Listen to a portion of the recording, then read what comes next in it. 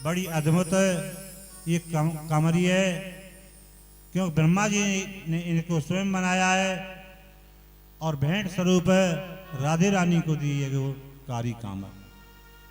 लेकिन आज वही कारी कामर दे दी है कृष्ण के लिए।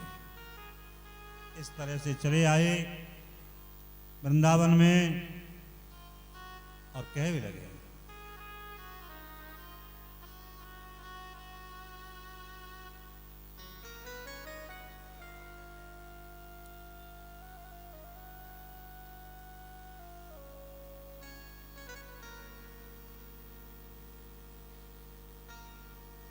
लाला तू कलयुग करवायो, एक साफी में कलयुग बांध दियो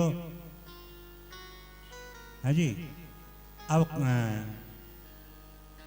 कंधा पे साफी, बगल में लगुटी, फेंट में बंसी, ग्वाल बालन के संग में चलवे लगे। मैया बोली लाला ने खड़ामू तो पहन जाओ, जंगल में कांटे कंकड़। क्या कह रहे हैं मैया, मेरी सगरी गैया ने को खड़ामू पहरा दे, मैं तो जब पहरूंगा है। तो ब्रज 84 कोस को भगवान ने नंगे चरणों से पवित्र किया है। इसलिए ब्रज 84 की परिक्रमा करने का महत्व माना गया है, महत्व माना गया है।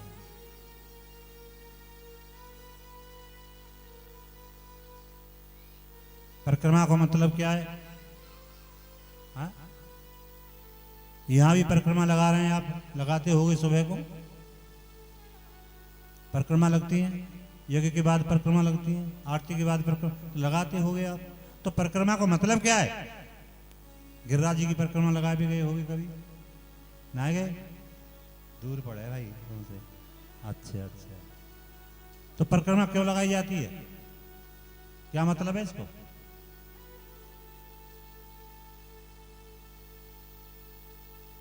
परिक्रमा इसलिए लगाई जाती है, यानी कानी च पापानि जन्मा जन्म कृतानि च तान सर्वाणि नक्षन्ति प्रदीक्षायाम पदे पदे। परिक्रमा करते समय एक एक पग आगे रखने से पाप हमारे नष्ट हो जाते हैं। दूसरी बात, कोई गुलाब की रोस लग रही है और गुलाब खिल्लो है, वो के पास बह के निकलोगे तो सुगंधी तुम्हें मिलेगी कि न मिलेगी? हाँ जी, गुलाब की रोज के पास है कि निकलोगे तो सुगंधी मिलेगी, बिना मांगे मिलेगी। ऐसे ही जिस देवता के हम परिभ्रमण में है जी, या देवता के परिभ्रमण में हम, तो क्या उसकी सुवासित आपको नहीं स्पर्श करेगी? इतना महत्व, जीवन धन्य हो जाएगा, पावन हो जाता है, परिक्रमा करने का लाभ होता है।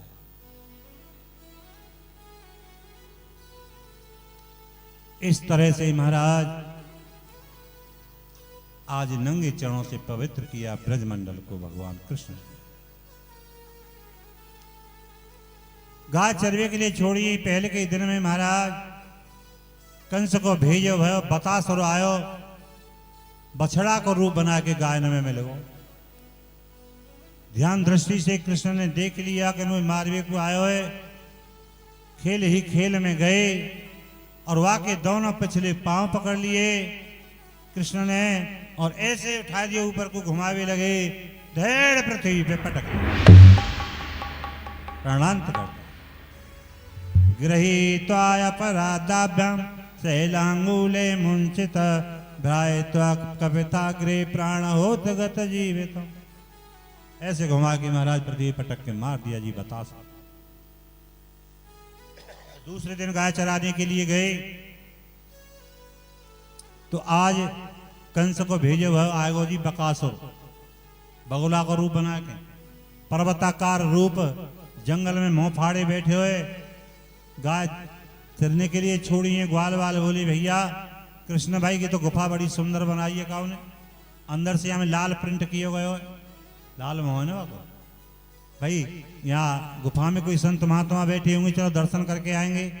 कहें कि संत दर्श कर पातक टरई, संतों के दर्शन मात्र से पाप नष्ट हो जाए, चलो दर्शन करके आएंगे।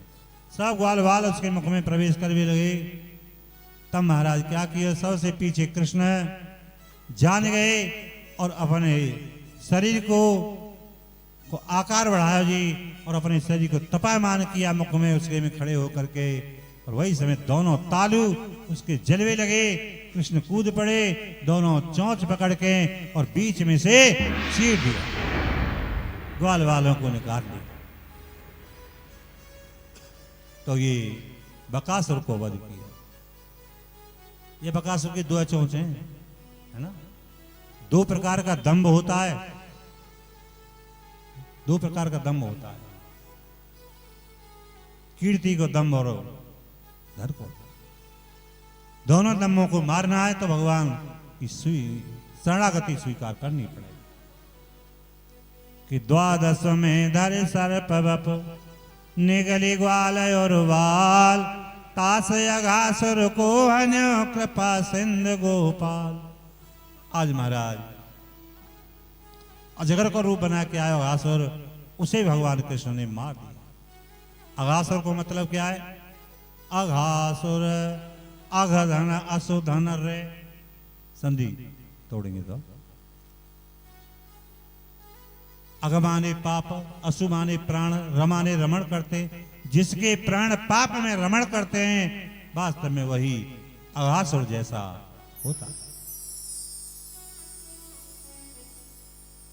रोजाना गाय चरावे को काम है। आज पहुंच गए तालवन की ओर। प्रभु की इच्छा बड़ी बलवती होती है। ग्वाल वाल बोले भाई कृष्ण भूख लगी है बड़ी जोर। कृष्ण बोले बड़े भैया दाऊ भैया देखो जाओ बगीचा में फल पक रहे हैं, खवा ले। दाऊ जी लेके ग्वाल वाल को गए, वहां रखवारी करे हो धैन का सुर। अब महाराज वृक्ष में मारी लकड़ी ढेर सारे फल, ग्वाल वालों से बोले खाओ। अब लाल लाल नेत्र करते हुए आयो कौन? धैन का सुर, गधा का रूप बना के आयो। आते दुलत्ती मारी दाऊ जी में। दाऊ जी जाए पड़े, अरे कितने लात मार गो, हे भाई कितने लात मार गो। फिर आयो घूम के, जैसे मारी दुलत्ती दोनों पांव, पिछले पांव पकड़ लिए जी दाऊ जी ने। दोनों पैरों को पकड़ के ऐसे घुमावे लगे जैसे किसान गोपन को घुमाया करता, और धैर्य पृथ्वी पे पटक के उसे। केसी दानव आयो, केसी नाम को राक्षस, घोड़ा का रूप बना के आयो और हिन ना के कृष्ण की ओर दौड़े मुंह फाड़ के। वही समय कृष्ण ने वाके मुंह में हाथ डाल दिया और हाथ बढ़ाते गए, बाकी सब हाथें खींच रही बाहर, और महाराज धड़ाम से गिर गया, मर गया। ऐसे दुष्टों को संहार था। एक दिन कृष्ण बोले भैया ग्वाल वालो तुम हर दिशा में गाय चरावे के लिए जाओ, और आप या दिशा में गाय चराने के लिए क्यों नहीं जाते? कि नहीं भाई इधर नहीं जाएंगे। क्यों? काली देह में काली नाग रहता है, जल को काली देह को जल सब जहर कर रखा है। गौ माता जल पिएंगी मर जाएंगी, इसलिए हमारा जाना वहां ठीक नहीं है। कि नहीं कोई ना जाए तो घास तो बड़ी बड़ी हैगी होगी, और गाय पर नजर रखेंगे। चलो बाथन में लगा के ले गए जी। और जैसे ही बाथन में लगा के ले गए, गाय चरवे के लिए छोड़ दें। बोले भाई घास तो अच्छी बड़ी है, कोई गाय तो कहीं जाएगी ना, और यहाँ बैठे बैठे क्या करेंगे? लाओ कोई खेल खेलेंगे। खेल हाँ बड़ू कबड्डी होगी ना, गलत बात लग जाएगा। तो गेंद को खेल होगा। गेंद है काय के पास? श्री दामा बोले गेंद तो मेरे पास है, तो लाओ। गेंद ले ली, फारो खींच लिया, एक ओर को कृष्ण एक ओर को बल्लाऊ, और अब महाराज खेल शुरू है। कि जाके गुण गण निगमयत वेदन पावत छोर, ऐसे प्रभु श्री कृष्ण जी बंधे प्रेम की डोर।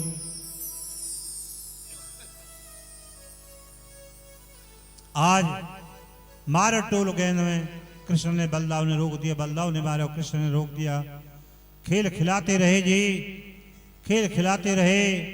एक बार ऐसा टोल मारे गेंद में कृष्ण ने, और गेंद गिरी काली। अब तो महाराज खेल बंद है।